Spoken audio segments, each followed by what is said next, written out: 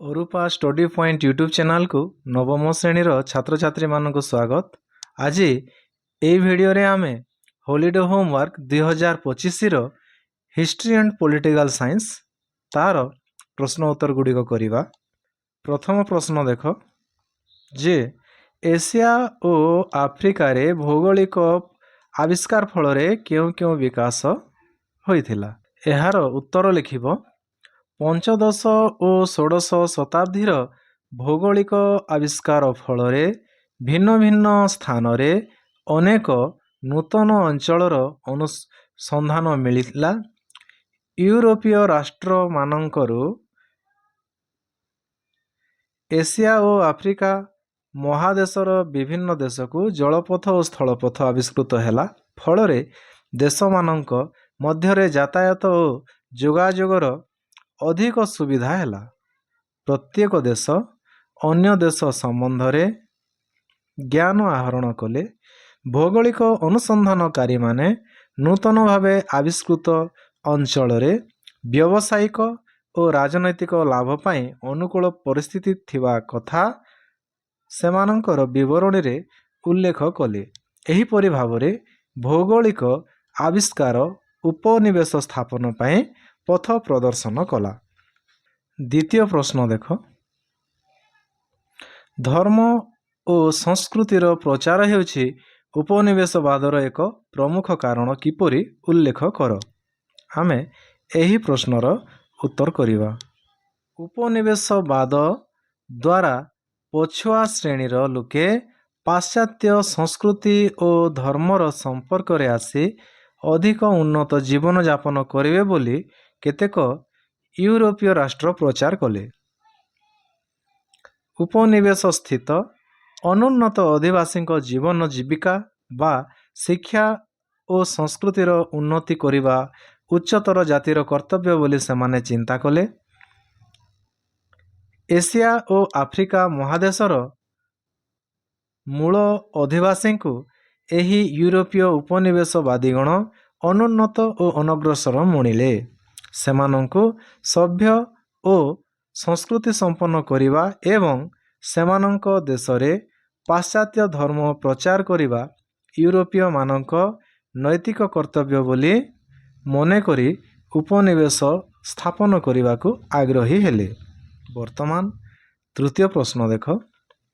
ଉପନିବେଶବାଦର ପରିଣାମ ଉପରେ ବର୍ଣ୍ଣନା କର। ଉତ୍ତର ଦେଖ ଯେ ପିଲାମାନେ ଉପନିବେଶବାଦର କିଛି ଭଲ ଗୁଣ ମଧ୍ୟ ଥିଲା, କିଛି ଖରାପ ଗୁଣ ମଧ୍ୟ ଥିଲା। ପ୍ରଥମେ ଆମେ ତାର କୁପରିଣାମ ଦେଖିବା। ଏହାଦ୍ୱାରା କ'ଣ କ'ଣ ଅସୁବିଧା ହେଇଥିଲା ଦେଖ। ଉପନିବେଶବାଦର କୁପରିଣାମ। 1 ନମ୍ବର ପଏଣ୍ଟ ଦେଖ। ସାମ୍ରାଜ୍ୟବାଦ ଓ ଉପନିବେଶବାଦ ଫଳରେ ଉପନିବେଶ ଗୁଡ଼ିକର ତଥା ସାମ୍ରାଜ୍ୟବାଦୀ ରାଷ୍ଟ୍ରଙ୍କ ଦ୍ୱାରା ପରୋକ୍ଷ ଭାବରେ ନିୟନ୍ତ୍ରିତ ଅନ୍ୟାନ୍ୟ ଦେଶଗୁଡ଼ିକର ଅର୍ଥନୀତି ଉପରେ ପ୍ରତିକୂଳ ପ୍ରଭାବ ପଡ଼ିଲା। ଏହି ଦେଶମାନଙ୍କରେ ସ୍ଥାନୀୟ ଶିଳ୍ପଗୁଡ଼ିକ ଲୋପ ପାଇଲା। 2 ନମ୍ବର ପଏଣ୍ଟ। ଉପନିବେଶ ଗୁଡ଼ିକର ପ୍ରାକୃତିକ ସମ୍ପଦ ସାମ୍ରାଜ୍ୟବାଦୀ ରାଷ୍ଟ୍ରଙ୍କ ନିୟନ୍ତ୍ରଣାଧୀନ ହେଲା ଏବଂ ସେମାନେ ନିଜର ଲାଭ ପାଇଁ ସେଗୁଡ଼ିକ ଉପଯୋଗ କଲେ। ଉପନିବେଶମାନଙ୍କରେ ଶିଳ୍ପାୟନକୁ ନିରୁତ୍ସାହିତ କରାଗଲା ଏବଂ ସାମ୍ରାଜ୍ୟବାଦୀ ରାଷ୍ଟ୍ରଙ୍କ କମ୍ପାନୀର ହିତ ପାଇଁ ଆବଶ୍ୟକ ହେଉଥିବା ଦ୍ରବ୍ୟର ଉତ୍ପାଦନ ପାଇଁ ଶିଳ୍ପ ପ୍ରତିଷ୍ଠା କରାଗଲା। 3 ନମ୍ବର ପଏଣ୍ଟ। ଉପନିବେଶ ଗୁଡ଼ିକରେ ସାମ୍ରାଜ୍ୟବାଦୀ ଦେଶମାନଙ୍କର ଶିଳ୍ପ ପାଇଁ ହେଉଥିବା ଆବଶ୍ୟକତାକୁ ମେଣ୍ଟାଇବା ଉଦ୍ଦେଶ୍ୟରେ କୃଷି ପ୍ରଣାଳୀରେ ପରିବର୍ତ୍ତନ ହେଲା। ତା ଛଡ଼ା କେତେକ ଦେଶରେ କେବଳ ଗୋଟିଏ ବା ଦୁଇଟି ଦ୍ରବ୍ୟ ଉତ୍ପାଦନ କରାଗଲା। 4 ନମ୍ବର ପଏଣ୍ଟ ଦେଖ। ଉପନିବେଶ ଗୁଡ଼ିକରେ ଅତ୍ୟଧିକ କର ଓ ଖଜଣା ଆଦାୟ କରି ସାମ୍ରାଜ୍ୟବାଦୀ ରାଷ୍ଟ୍ରମାନେ ଶୋଷଣ କଲେ। ଉତ୍ତମ ଜମିଗୁଡ଼ିକୁ ସେମାନେ ନିଜ ଅଧୀନକୁ ନେଇଗଲେ। ବସ୍ତୁତଃ ଉପନିବେଶ ଗୁଡ଼ିକର ସମସ୍ତ ପ୍ରାକୃତିକ ସମ୍ପଦ ସାମ୍ରାଜ୍ୟବାଦୀମାନେ ଲୁଟି ନେଇଗଲେ। ଫଳରେ ଉପନିବେଶ ଗୁଡ଼ିକରେ ଦାରିଦ୍ର୍ୟ ବୃଦ୍ଧି ପାଇଲା। 5 ନମ୍ବର ପଏଣ୍ଟ ଦେଖ। ଉପନିବେଶବାଦ ଦ୍ୱାରା ବର୍ଣ୍ଣଗତ ବିଦ୍ୱେଷ ଓ ଅହଙ୍କାର ସୃଷ୍ଟି ହେଲା। ଉପନିବେଶ ଗୁଡ଼ିକରେ ଗୋରା ଶାସକମାନେ ସ୍ଥାନୀୟ ଅଧିବାସୀମାନଙ୍କୁ ନିଚ ଦୃଷ୍ଟିରେ ଦେଖି ବର୍ଣ୍ଣଗତ ବିଭେଦ ସୃଷ୍ଟି କଲେ। ତାପରେ ଆମେ ଦେଖିବା ଯେ ଉପନିବେଶବାଦ ଦ୍ୱାରା କ'ଣ ସୁପରିଣାମ ମିଳିଥିଲା। ପଏଣ୍ଟ 1, ନିଜ ସ୍ୱାର୍ଥ ହାସଲ ପାଇଁ ଉପନିବେଶବାଦୀଙ୍କ ଦ୍ୱାରା ନିଆଯାଇଥିବା କେତେକ ପଦକ୍ଷେପ ପ୍ରକାରାନ୍ତରେ ଉପନିବେଶବାସୀଙ୍କୁ ସାହାଯ୍ୟ କରିଥିଲା। ଉଦାହରଣ ସ୍ୱରୂପ ଭାରତରେ ପାଶ୍ଚାତ୍ୟ ଶିକ୍ଷା ପ୍ରଚଳନ, ରେଳପଥ ନିର୍ମାଣ, ଡାକତାର ବ୍ୟବସ୍ଥାର ଆରମ୍ଭ ପ୍ରଭୃତି ଦେଶର ଜାତୀୟତା ବିକାଶରେ ସହାୟକ ହୋଇଥିଲା।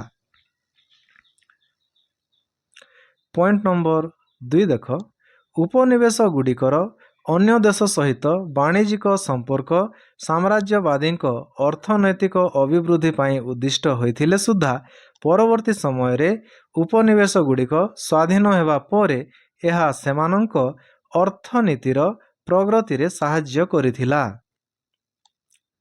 3 ନମ୍ବର ପଏଣ୍ଟ ଦେଖ, ଉପନିବେଶ ଗୁଡ଼ିକ ନିଜ ମାତୃଦେଶ ତଥା ଅନ୍ୟ ଦେଶର ସମ୍ପର୍କରେ ଆସି ନୂତନ ସଭ୍ୟତା ଓ ସଂସ୍କୃତି ଦ୍ୱାରା ପ୍ରଭାବିତ ହେଲେ ଏବଂ ନିଜ ଦେଶରେ ସାମାଜିକ ଓ ସାଂସ୍କୃତିକ ଉନ୍ନତି ଆଣିପାରିଲେ। ଏପରି ଭାବରେ ଏହାର ଉତ୍ତରଟା ଲେଖିବ, ଟିକେ ଲମ୍ବା ହେବ କିନ୍ତୁ ଲେଖିବ। ମୌଳିକ ଅଧିକାର କ'ଣ? ଏହାର ଅର୍ଥ ନିଜ ଭାଷାରେ ବୁଝାଇ ଲେଖ। ମୌଳିକ ଅଧିକାର ଗଣତାନ୍ତ୍ରିକ ରାଷ୍ଟ୍ରମାନଙ୍କରେ ବ୍ୟକ୍ତିର ସ୍ୱାଧୀନତା ଓ ରାଷ୍ଟ୍ରର କ୍ଷମତା ମଧ୍ୟରେ ଭାରସାମ୍ୟ ରକ୍ଷା କରିବା ପାଇଁ ନାଗରିକମାନଙ୍କୁ ପ୍ରଦାନ କରାଯାଉଥିବା ଏକ ଅଧିକାର ବା ବ୍ୟବସ୍ଥା ଅଟେ।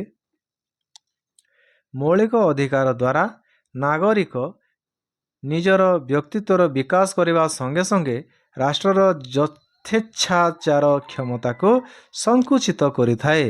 ନାଗରିକର ଉତ୍ତମ ଜୀବନଯାପନ ଓ ବ୍ୟକ୍ତିଗତ ସୁରକ୍ଷା ଲାଗି ଏଗୁଡ଼ିକର ଆବଶ୍ୟକତା ରହିଛି। ଶେଷ ପ୍ରଶ୍ନ ଦେଖ, ପ୍ରଶ୍ନ ନମ୍ବର 5, ଭାରତରେ ଧର୍ମଗତ ସ୍ୱାଧୀନତାର ଅଧିକାର ସମ୍ପର୍କରେ ଲେଖ। ତାର ଉତ୍ତର ଦେଖ, ଭାରତରେ ବହୁ ଧର୍ମର ପ୍ରଚଳନ ହେଉଥିବାରୁ ସମ୍ବିଧାନରେ ଭାରତକୁ ଏକ ଧର୍ମନିରପେକ୍ଷ ରାଷ୍ଟ୍ର ବୋଲି ଘୋଷଣା କରାଯାଇଛି। ଫଳରେ ରାଷ୍ଟ୍ର କୌଣସି ନିର୍ଦ୍ଦିଷ୍ଟ ଧର୍ମର ପୃଷ୍ଠପୋଷକତା କରିବ ନାହିଁ। ଭାରତରେ ବସବାସ କରୁଥିବା ବିଭିନ୍ନ ଧର୍ମର ନାଗରିକମାନଙ୍କୁ ସମ୍ବିଧାନର ଧାରା 25ରୁ ଧାରା 28 ଧାରା ମଧ୍ୟରେ ଧର୍ମଗତ ସ୍ୱାଧୀନତାର ଅଧିକାର ପ୍ରଦାନ କରାଯାଇଛି। ଏହି ଅଧିକାର ବଳରେ କ ପ୍ରତ୍ୟେକ ନାଗରିକ ନିଜ ବିବେକ ଅନୁସାରେ ସ୍ୱାଧୀନ ଭାବେ ଧର୍ମ ଗ୍ରହଣ, ଧର୍ମାଚରଣ ଓ ଧର୍ମ ପ୍ରଚାର କରିପାରିବେ। ଅବଶ୍ୟ ଆବଶ୍ୟକ ପଡ଼ିଲେ ରାଷ୍ଟ୍ରର ସୁରକ୍ଷା, ଏକତା, ନୈତିକତା ଓ ଶାନ୍ତି ଶୃଙ୍ଖଳା ତଥା ସ୍ୱାସ୍ଥ୍ୟ ରକ୍ଷା ଦୃଷ୍ଟିରୁ ଏହି ଅଧିକାରକୁ ରାଷ୍ଟ୍ର ନିୟନ୍ତ୍ରଣ କରିପାରିବ। ଖ ନମ୍ବର ପଏଣ୍ଟ ଦେଖ, ପ୍ରତ୍ୟେକ ଧର୍ମ ସମ୍ପ୍ରଦାୟ ନିଜର ଧର୍ମାନୁଷ୍ଠାନ ପ୍ରତିଷ୍ଠା କରିବା ସହିତ ଏହାର ରକ୍ଷଣାବେକ୍ଷଣ କରିପାରିବେ। ଗ ନମ୍ବର ଦେଖ, କୌଣସି ନିର୍ଦ୍ଦିଷ୍ଟ ଧର୍ମର ଉନ୍ନତି ପାଇଁ ଏବଂ କୌଣସି ଧର୍ମାନୁଷ୍ଠାନର ସୁରକ୍ଷା ଓ ରକ୍ଷଣାବେକ୍ଷଣ ପାଇଁ ନାଗରିକମାନଙ୍କ ଠାରୁ ବାଧ୍ୟତାମୂଳକ କର, ଟିକସ ବା ଅର୍ଥ ଆଦାୟ କରାଯାଇପାରିବ ନାହିଁ। ଘ ନମ୍ବର ପଏଣ୍ଟ ଦେଖ, ସରକାରଙ୍କ ଦ୍ୱାରା ପ୍ରତ୍ୟକ୍ଷ ବା ପରୋକ୍ଷ ଭାବରେ ପରିଚାଳିତ କୌଣସି ଶିକ୍ଷାନୁଷ୍ଠାନ ଗୁଡ଼ିକରେ ନିର୍ଦ୍ଦିଷ୍ଟ ଧର୍ମ ସମ୍ପର୍କିତ ଶିକ୍ଷାଦାନ କରାଯାଇପାରିବ ନାହିଁ। ଏପରି ଭାବରେ 5ଟି ପ୍ରଶ୍ନର ଉତ୍ତରକୁ ଲେଖିବ।